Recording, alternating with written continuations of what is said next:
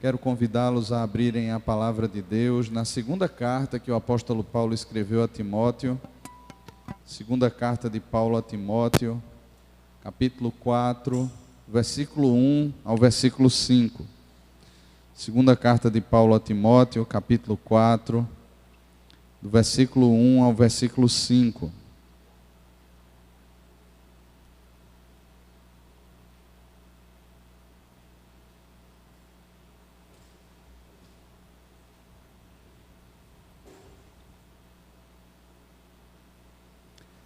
Nos diz assim a palavra de Deus: Conjuro-te perante Deus e Cristo Jesus, que há de julgar vivos e mortos, pela sua manifestação e pelo seu reino. Prega a palavra, insta, quer seja oportuno, quer não, corrige, repreende, exorta com toda longanimidade e doutrina. Pois haverá tempo em que não suportarão a sã doutrina, pelo contrário, cercar-se-ão de mestres segundo as suas próprias cobiças, como que sentindo coceira nos ouvidos, e se recusarão a dar ouvidos à verdade, entregando-se às fábulas. Tu, porém, sê sóbrio em todas as coisas, suporta as aflições, faze o trabalho de um evangelista, cumpre cabalmente o teu ministério. Amém. Meus irmãos, Paulo tem dois propósitos ao escrever essa carta. Ele convida Timóteo, já no capítulo 4, nós encontramos isso, no versículo 9, a ir ter com ele, a encontrar com Paulo. E um segundo propósito da escrita dessa carta seria encorajar Timóteo. Nesse tempo, Timóteo era pastor da igreja de Éfeso, estava na cidade de Éfeso, e Paulo enfrentava a sua segunda prisão em Roma. Quando Paulo escreve Efésios, Filipenses, Colossenses e a carta a Filemon, Paulo ali enfrenta a sua primeira prisão em Roma, uma prisão domiciliar, e aqui agora Paulo já está no final da sua vida, e essa é a última carta escrita pelo apóstolo Paulo, por volta aí do ano, entre o ano 64 a 68 depois de Cristo, e Paulo então, ele encoraja Timóteo, mesmo preso, mesmo numa situação mais difícil do que a primeira prisão que ele enfrentou, porque agora ele está numa masmorra, ele está numa situação muito pior. Geralmente as pessoas saíam dali mortas mesmo, não só pela sentença, mas pelo próprio estado, pela configuração daquela prisão. Então Paulo escreve com essa intenção de motivar Timóteo. Eu fico pensando aqui no coração do apóstolo Paulo, como é que alguém numa situação tão difícil, tão precária, numa situação grave, ele consegue escrever uma carta como essa carta, de encorajamento, de apoio, uma carta onde ele percebe o coração de Timóteo literalmente se perdendo. De repente Timóteo era aquela pessoa que precisasse de algum encorajamento a mais, de uma palavra de ânimo a mais, porque talvez fizesse parte da personalidade dele mesmo, de alguma maneira se abater em meio a situações. Mas eu penso, irmãos, que também poderia ser algo que acontece de forma comum entre nós, o fato de nós esquecermos quem de fato somos. Quando nós perdemos de vista o significado, quem somos, a nossa identidade, consequentemente perdemos de vista o propósito de Deus, o sentido de Deus para a nossa vida. E a vida começa então a de alguma maneira se esfacelar. E a gente começa a tentar se apegar a qualquer outra coisa, a qualquer outra proposta, até mesmo ao desânimo, até mesmo a vitimização, ou qualquer outro processo do coração, para de alguma forma encontrar um novo sentido para a vida. Paulo fala aqui, por exemplo, de pessoas que acompanhavam ele no ministério e que começaram a abandoná-lo, amaram o presente século, fizeram mal a Paulo e deixaram o apóstolo Paulo. E quando Paulo escreve essa carta, no capítulo 4, ele vai dizer que só Lucas se encontrava com ele, todos os outros o haviam abandonado. E eu penso, irmãos, que essa é uma possibilidade para mim e para você.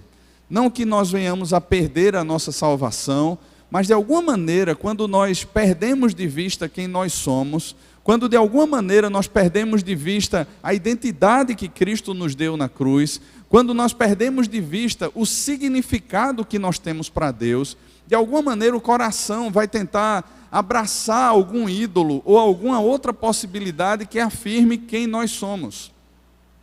E aí a gente cai nessa roda viva constante de buscar significado agora em coisas ou pessoas.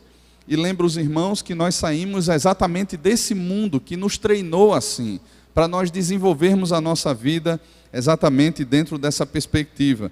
Então Paulo escreve essa carta e ele faz questão de lembrar no versículo 3 ao versículo 5, a alegria que vinha no coração dele, do capítulo 1, quando ele lembrava de Timóteo, das lágrimas de Timóteo, do empenho ministerial que havia no coração de Timóteo, e do versículo 6 até o versículo 14 do capítulo 1, ele chega a confrontar Timóteo e ao mesmo tempo a lembrar Timóteo que Deus não tem dado o espírito de covardia.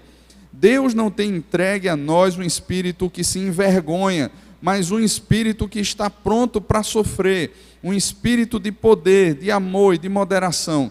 Paulo faz questão de lembrar a Timóteo também no capítulo 2 que ele possui uma obra, que ele é chamado para instruir outras pessoas nesse processo de discipulado, e ele fala aqui: o que ouvistes da minha parte através de muitas testemunhas, isso mesmo transmite a homens fiéis e também idôneos para que eles instruam a outros. Participa dos meus sofrimentos. E ele traz 3 metáforas aqui à mente de Timóteo. A primeira delas é a metáfora do soldado em serviço, que ele não se ocupa com as coisas desse século, ele tem um foco. O seu objetivo é satisfazer aquele que o arregimentou. Ele fala também aqui do atleta, que ele é instruído, que ele se nega e é coroado segundo as normas.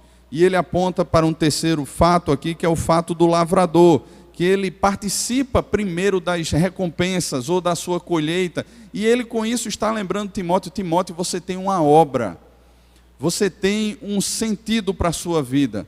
Deus em Cristo Jesus deu uma identidade a você, deu significado a você, e você foi vocacionado por Ele para algo, você foi chamado por Ele para algo. A sua vida aqui não é simplesmente cumprir as tarefas que qualquer pessoa cumpre, não é viver como qualquer cidadão de Éfeso, não é simplesmente construir a sua casa, ter o seu emprego, ter o seu carro, ter a sua vida. Deus tem um sentido para a sua vida, tem um propósito para a sua vida, e é isso que o apóstolo Paulo vai fazendo. No capítulo 3, ele fala então sobre os males que estavam presentes naqueles dias, e que são os males que ele aponta aqui como sendo os males dos últimos tempos. E ele passa a descrever que a luta de Timóteo, ou a luta da igreja nesse tempo, não é uma luta fácil. Mas homens maus, homens pervertidos, pessoas com o coração cheio de si, elas habitam no mesmo lugar que a gente habita.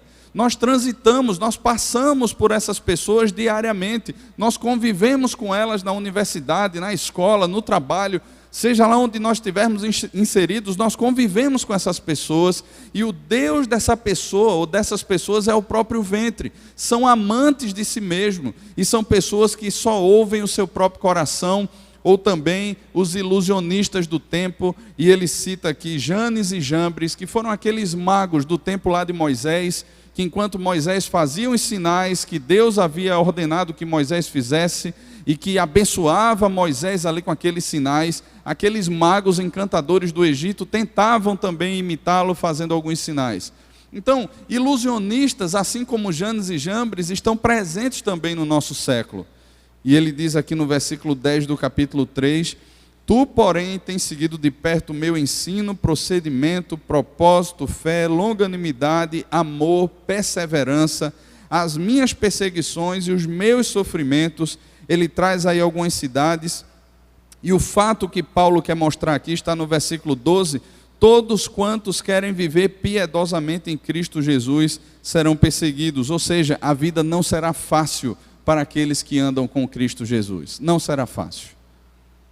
Não é um parque de diversões, não é um tempo de férias, onde a gente sai e diz assim, olha, eu vou desplugar aqui, eu vou desconectar aqui de algumas coisas. Mas a vida com Cristo, ela não tira férias.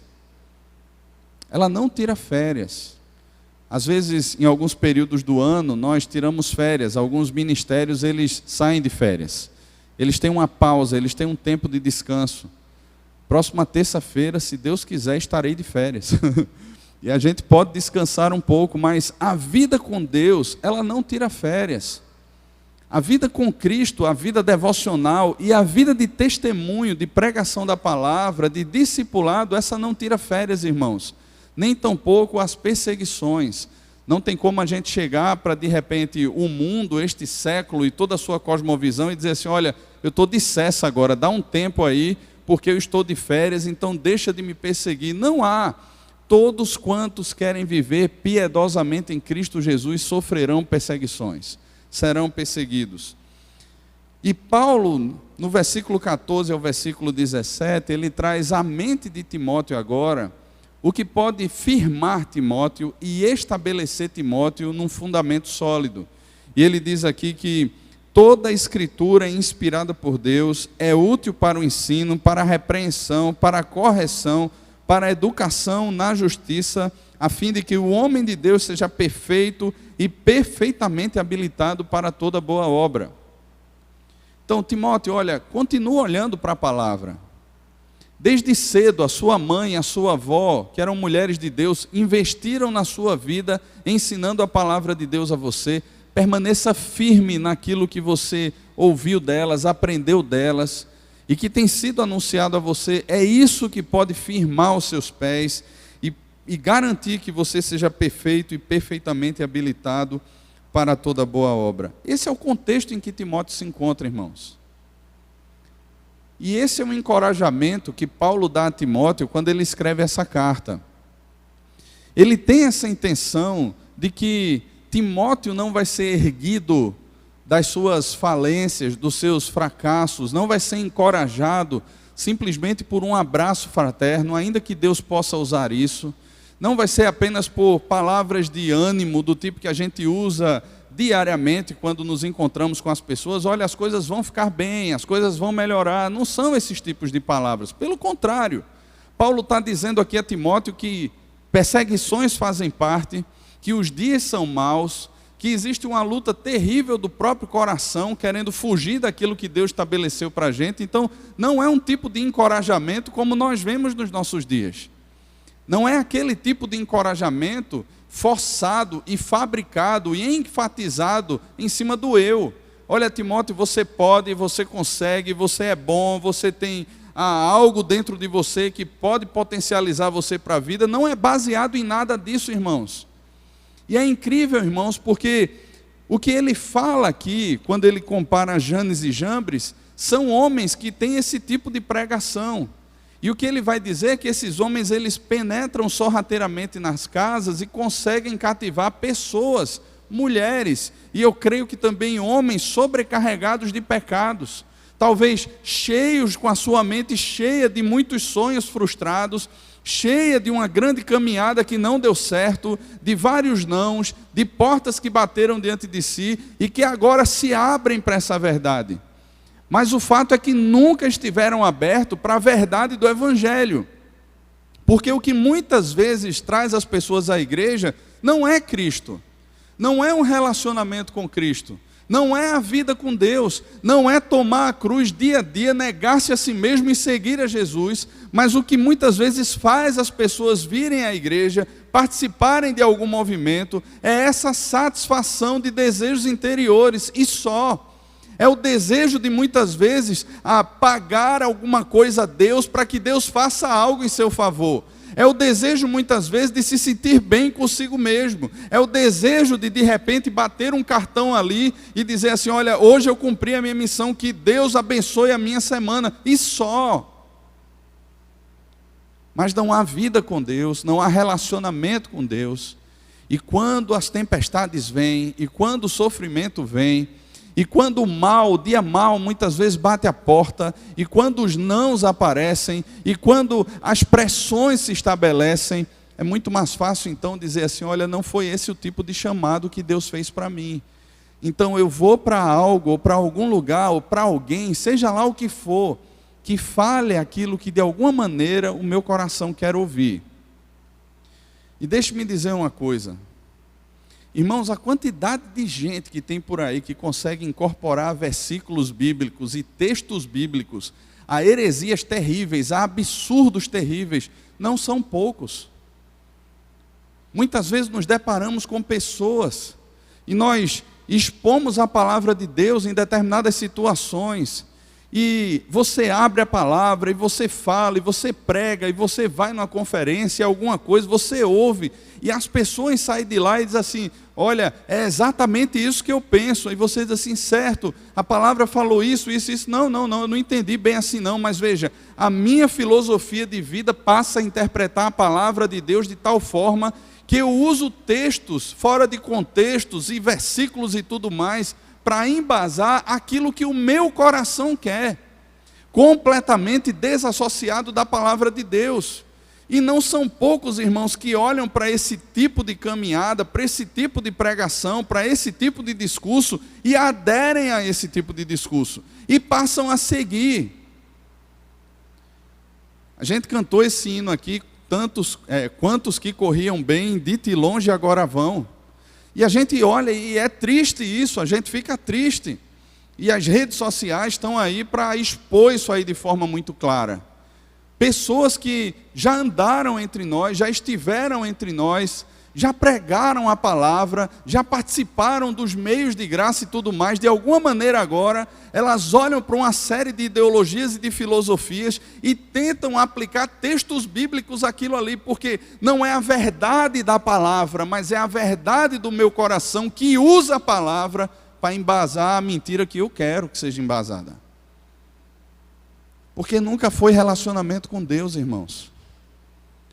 Talvez fosse a participação em algum ministério da igreja, talvez fosse sentir-se parte de alguma coisa, o desejo de afirmação por participar de alguma coisa, o desejo de ser identificado ou de ser amado pelas pessoas.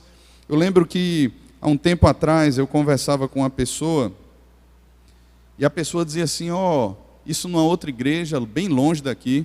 E aí a pessoa dizia assim: pastor, eu gosto muito de servir a Deus. Eu disse: que bom, meu irmão. E aí a pessoa disse assim: olha, eu sou aquele que vai buscar os irmãos em casa, eu sou aquele que leva os irmãos para lanchar depois do culto, eu sou aquele que muitas vezes paga a conta de um irmão que não tem condições, eu sou aquele que sou o primeiro a chegar nos ministérios, empresto o meu carro e faço isso, faço aquilo outro. E eu disse assim: que jóia, irmão. E a gente começou conversando ali, e eu perguntei a ele o porquê daquilo tudo. E no final, irmãos, quando a gente foi conversando, a razão ou a força que motivava ele para isso era o desejo de se sentir parte. Era o desejo de perceber-se fazendo alguma coisa e todos de alguma maneira olhando para ele, dizendo assim: rapaz, é massa servir a Deus com você. Olha, ninguém tem um coração mais disposto do que fulano de tal. Eu não estou dizendo que a gente não deva nem possa fazer essas coisas. Mas muitas vezes precisamos fazer um check-up do coração sobre o que nos motiva a fazer essas coisas. Porque muitas vezes o que vai motivar o nosso coração é simplesmente o desejo de que alguém olhe para a gente e reconheça a gente. Ainda que em meio ao reconhecimento, a gente humildemente olhe e diga assim: glória a Deus, irmãos, não fui eu, foi o Senhor. Desejo de se sentir parte. E quando não se sentir mais parte? E quando de repente aquele seu sonho ministerial for brecado, for freado? E quando de repente alguma coisa acontecer dentro do ministério que você não estava preparado para ela, e aí você se entristece, ou quando algum relacionamento frustrar você, sabe o que é que a gente faz, irmãos? A gente pula para outra. A gente descarta, porque nunca foi a vida com Cristo. Era o meu projeto de ministério, era o meu projeto de vida, era a satisfação dos desejos do meu coração. E não essa consciência de que eu estou servindo a Cristo, das motivações corretas e dignas. O fato então é que Paulo encoraja Timóteo, ele centraliza, ou ele busca centralizar o coração de Timóteo, colocando-o no eixo, e agora Paulo traz uma aplicação para a vida de Timóteo, que serve para mim e para você também. Se nós somos de fato de Cristo, irmãos, se a nossa identidade é fundamentada no Senhor Jesus, se nós somos crentes de verdade, se nós cremos na suficiência de Cristo, na suficiência da palavra, se nós cremos que de fato somos salvos, irmãos, a nossa vida tem um sentido. E não era apenas porque Timóteo era pastor, e essa carta foi escrita para Timóteo, e talvez só se aplique aqui a pastores, não. Se aplica a mim e a você. Se aplica a nossa vida, a nossa realidade, e que Deus tenha misericórdia de nós. Porque, irmãos, o que Paulo passa a dizer aqui para Timóteo agora, é algo que muitas vezes nós sonegamos, nós suprimimos, nós abrimos mão. Veja bem, em primeiro lugar, Paulo diz assim: conjuro-te perante Deus e Cristo Jesus, que há de julgar vivos e mortos pela sua manifestação e pelo seu reino. Prega a palavra, insta, quer seja oportuno, quer não, corrige, repreende, exorta com toda longanimidade e doutrina. O que Paulo coloca aqui não é: Timóteo, conte o seu testemunho. Timóteo, fale da sua vida para os outros, mas é prega a palavra. Você pode contar o que Cristo fez na sua vida, e que a sua vida não é mais sua vida, mas é a vida de Cristo em você. Mas ninguém precisa ouvir sobre a minha nem a sua vida, sobre a nossa história, com um fim na nossa história. Porque o que salva as pessoas não é simplesmente um tapinha nas costas e a frasezinha de efeito que vai ficar tudo bem. O que salva as pessoas, ainda que dê tudo errado, ainda que tudo vá mal, é a pregação do Evangelho, irmãos. Porque Deus há de julgar vivos e mortos, é o que ele diz aqui no versículo 1. Olha, Deus há de julgar vivos e mortos pela sua manifestação e pelo seu reino, e o que alcançará, o que transformará, o que salvará as pessoas, é a pregação da palavra, é o meio pelo qual Deus usa, é o meio pelo qual o Espírito Santo vivifica o nosso coração, é o meio pelo qual nós passamos a ter fé em Deus, é o meio pelo qual Deus nos amadurece na fé, é por meio da palavra, irmãos. E vivemos dias rasos, dias superficiais, onde nós pegamos qualquer texto fora de contexto e olhamos para aquilo ali e dizemos assim: olha, não tem nada a ver o que ele falou, mas ele citou um versículo, então é de Deus, e não é, irmãos. Nós precisamos ter um discernimento da palavra de Deus, para tudo o que ouvirmos, irmãos, passar pelo crivo da palavra de Deus, e se permanecer de pé é de Deus. Mas é necessário que nós conheçamos a palavra de Deus e preguemos a palavra de Deus. Prega a palavra. Prega a palavra. Ultimamente nós temos conversado com o pastor Sávio sobre Babel. Você sabe lá a Torre de Babel. Babel literalmente significa Babilônia. E aí você diz assim: então era aquela cidade lá, o povo babilônico, que levou cativo ao povo de Judá durante 70 anos. Não. Quando você olha a teologia da Babilônia, ela é muito mais do que uma cidade. Mas ela é um espírito do tempo. Ela é uma cosmovisão. E esse espírito da Babilônia conduz os homens a alguns sentimentos. Como, por exemplo, o sentimento de comunidade, de que se pode criar, de que se pode viver uma comunidade em torno de si. É o que está descrito lá em Gênesis. Vinde, queimemos tijolos, façamos uma torre, para que não sejamos espalhados, para que fiquemos juntos. Mas também é um espírito de deificação. Vamos subir até os céus. Vamos subir até os céus. E é um espírito também de autoglorificação. Tornemos o nosso nome célebre. E quando nós observamos o espírito do nosso tempo, não é diferente disso, irmãos. Existe um desejo nas pessoas de criação de comunidades, de vida em comum. Existem aspectos que fazem parte de Babel, que estão dentro, que permeiam o espírito do nosso tempo, que embasam o espírito do nosso tempo.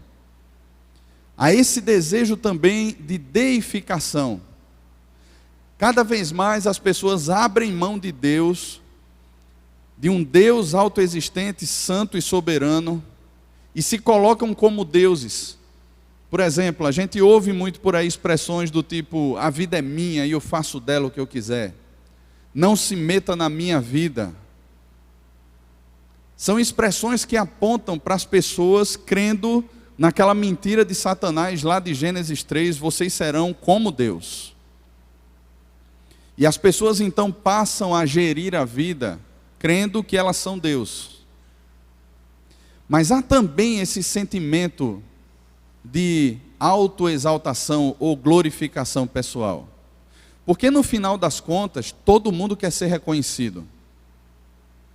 Por mais humilde que o projeto pareça ser, por mais humilde que o empenho lá, que o trabalho pareça ser, no final das contas, o que as pessoas querem é que o seu nome seja celebrado. Porque eu duvido, irmãos, que as pessoas que passam à margem do caminho, que fazem alguma coisa, por mais simples, por mais caracterizado como humildade que possa ser, elas não queiram ser de alguma maneira aplaudidas. Ainda que elas não visem o prêmio Nobel, se ganhar tá bom. Nossa, que reconhecimento. Mas se for também um reconhecimento da minha comunidade, se for o reconhecimento da rua que eu moro, tá bom também.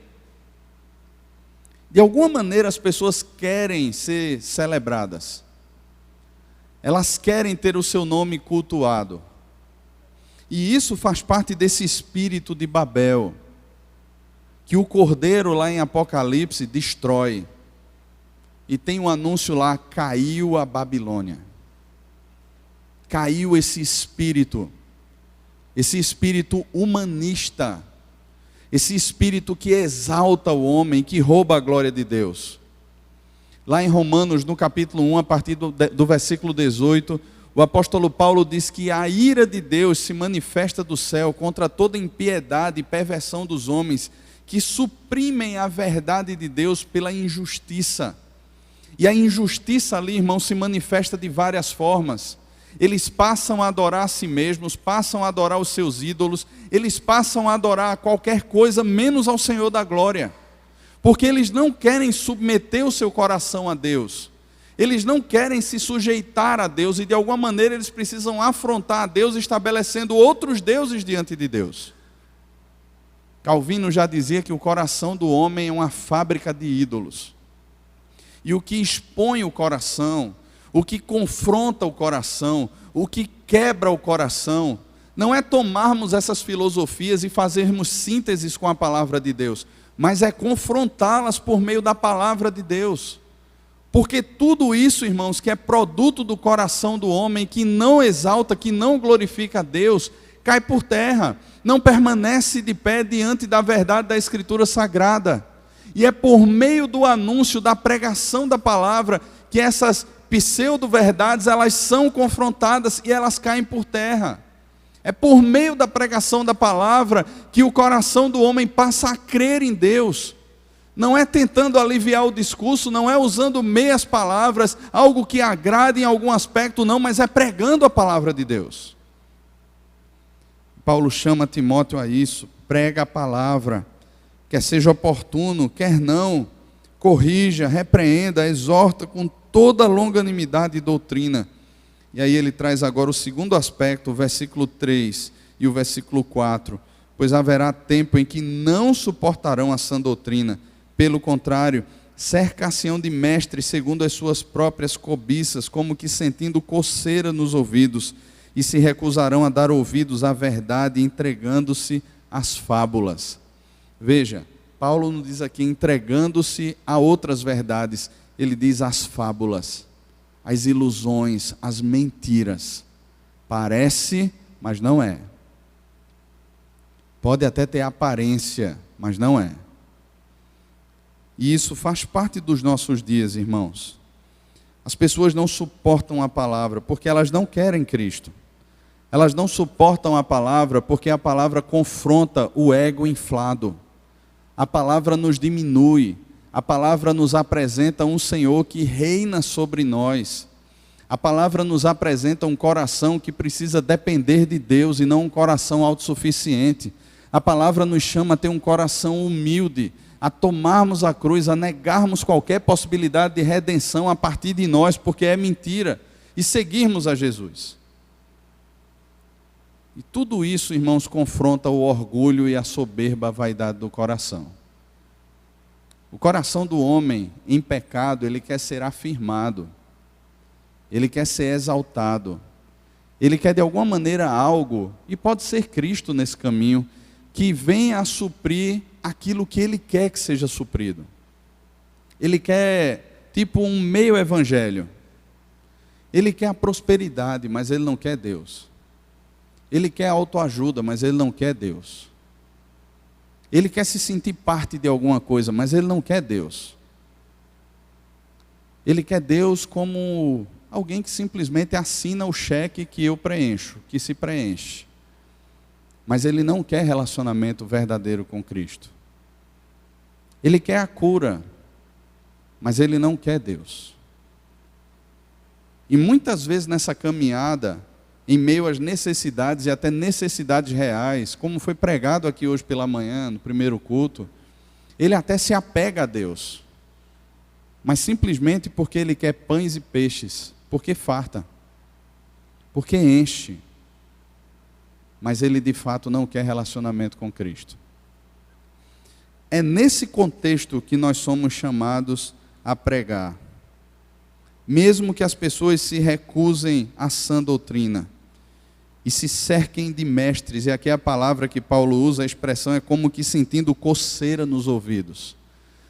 E é interessante isso aqui, é como se houvesse uma ansiedade nos ouvidos e eles começassem a coçar, dizendo assim: olha, não é isso que eu quero ouvir. Eu quero iniciar minha semana com outro tipo de discurso. Eu quero uma palavra que me motive. Eu quero um combustível que enche o meu tanque para eu rodar a semana toda bombando. Com disposição. Com alegria, sabendo que eu vou vencer. Mas eu não quero algo que me confronte. Os meus ouvidos coçam por aquilo que eu quero ouvir, que acaricie o meu coração. Mas não é pelo que Deus quer falar. E um terceiro aspecto, então, que Paulo coloca e finaliza com isso aqui. Dentro de todo esse contexto que nega a palavra, você, ao contrário disso, seja sóbrio em todas as coisas. Suporta as aflições. Faze o trabalho de um evangelista, cumpre cabalmente o teu ministério. Cumpre cabalmente o teu ministério. E o exemplo que Paulo usa aqui, irmãos, para alguém que cumpriu, é o exemplo dele mesmo nesse sentido. E não que Paulo esteja buscando glorificação ou exaltação por parte de homens, mas Paulo passa a testemunhar aqui do final da sua vida. Eu já estou sendo oferecido por libação, o tempo da minha partida é chegado, combati o bom combate, completei a carreira, guardei a fé. Já agora a coroa da justiça me está guardada, a qual o Senhor, reto juiz, me dará naquele dia, e não somente a mim, mas a você que ama a vinda do Senhor. A todos quantos amam a vinda do Senhor. Seja sóbrio, suporte as aflições, faça o trabalho de um discipulador, de um evangelista. Cumpra a sua vocação. Esse é o conselho que Paulo dá ao seu filho na fé, no final da sua vida, e não no final da vida de Timóteo. Provavelmente Timóteo ainda teve uma caminhada boa pela frente, mas esse é o estímulo, esse é o encorajamento que Paulo dá a Timóteo. Sua vida tem um sentido, sua vida tem um propósito, Timóteo. E o propósito de Deus para a sua vida, em meio a toda embriaguez, ser sóbrio. Em meio a toda a busca por conforto e segurança, é você suportar as aflições. é você ser tirado dia a dia da sua zona de conforto. É você ser tirado dia a dia de tudo aquilo que tenta acomodar o coração. E de repente agora dizer assim, está na hora de descansar um pouco. Não. Você vai suportar as aflições. E aqui, como a palavra é colocada, é em algo constante. Não é algo que vai ser como um verão, uma estação do ano, mas é algo constante. Vai sofrer e sempre. Faça o trabalho de um evangelista. Irmãos, pregar a palavra de Deus nos tira da nossa zona de conforto. Hoje pela manhã Daniel compartilhava aqui que nesse processo de formação, junto com o pessoal que está indo para a Espanha, ele foi lá para a Praça do Derby, foi também para a Praça da Jaqueira, e é algo que expõe o nosso coração. Talvez nesses campos a gente encontre pessoas que nos conheçam da faculdade, do trabalho, e nunca pensaram que estaríamos ali fazendo uma peça, entregando um folheto, pregando a palavra, e agora passam a olhar para mim e para você de forma diferente. Tira-nos da nossa zona de conforto.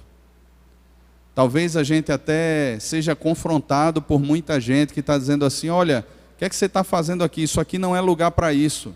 Isso aqui é lugar para estudar, é lugar para trabalhar, não é lugar para isso.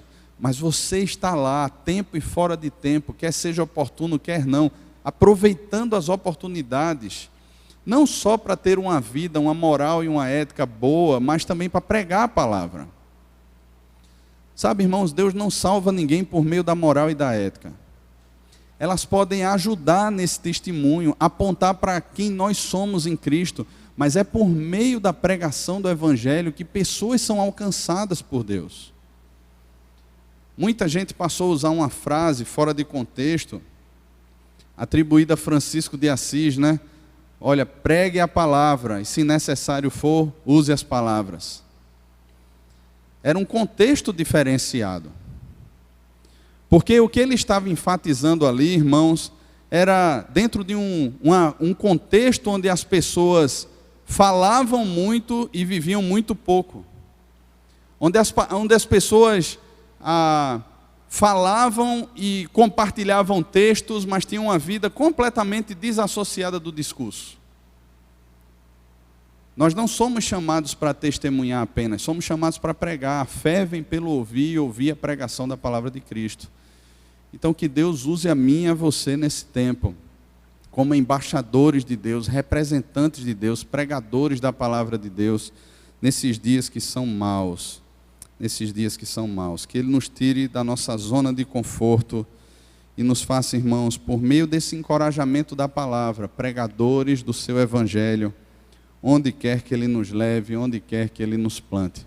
Amém, irmãos? Vamos orar? Feche os seus olhos, curve a sua cabeça. Senhor, Tu sondas e conheces o nosso coração.